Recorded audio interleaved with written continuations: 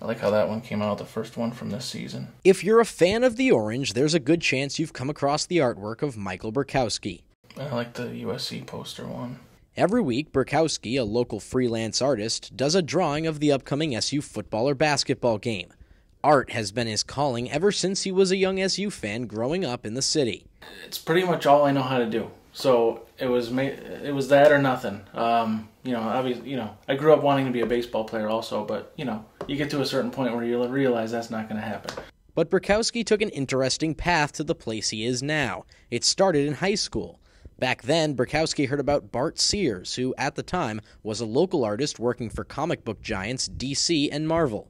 So I wrote him a letter and basically became his apprentice. And instead of going to art school, actually, while I was still a senior in high school, I was working for him part-time. And then when I graduated, I started working for him full-time in a studio. From there, Borkowski sent out his work to animation studios, and at the young age of 21, he made the move to Los Angeles. During his time there, he worked on shows like Teenage Mutant Ninja Turtles, Scooby-Doo, and Venture Brothers. But after 3 years, he was ready to come back to his hometown and become a freelance artist, a difficult transition to make. For a couple months, I didn't have much work. And by the end of the year, I had to get a job working overnight at Toys R Us, moving boxes. So that was kind of a, kick to the gut. But then as I was doing that, I got a call from Warner Brothers to work on Baby Looney Tunes. And that was, Since then, Borkowski has worked on many different projects in animation and books, but his weekly artistic designs of the Orange started on a whim. I think football season was coming up 3 or 4 years ago, and I was getting excited, and I think I just drew DeLon Carter, just for fun, And Sean Keeley at Noon's Magician put it up on his website.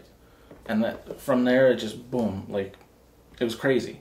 All of a sudden, I'm getting all these Twitter followers, and people telling me they like it, and from then on, it was just kind of like, oh, this could be a thing.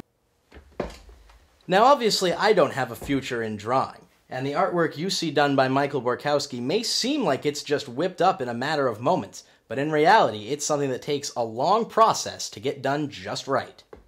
Usually at least 6 hours for one, sometimes longer, depending on how much trouble I'm having getting it done, or how much detail, or things that all the stuff that's going on in it. But they take a long time.